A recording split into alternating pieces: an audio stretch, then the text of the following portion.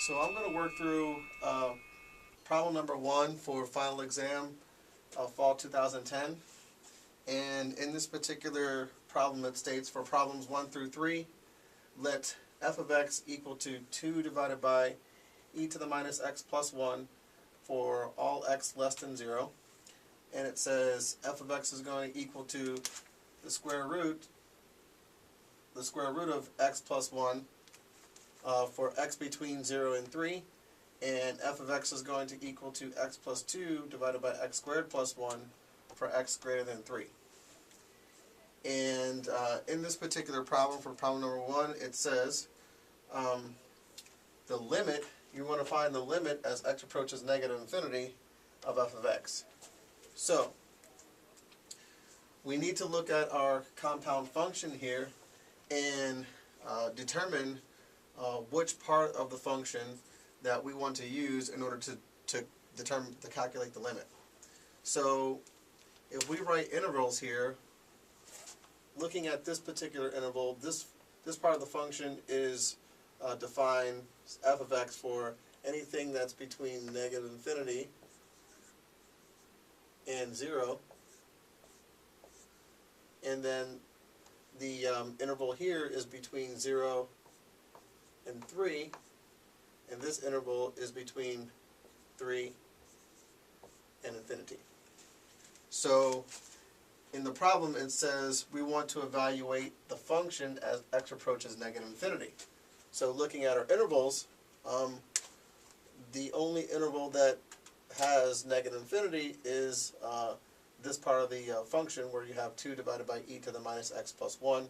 So we want to basically use that as our function. So we can write the limit now as the limit as x minus, as approaches negative infinity, of 2 divided by e to the minus x plus 1. And we want to go ahead and evaluate this limit. So if we evaluate this limit, we can use direct substitution where we have the limit as x approaches negative infinity of 2 divided by e to the minus, it's actually a minus infinity, plus 1.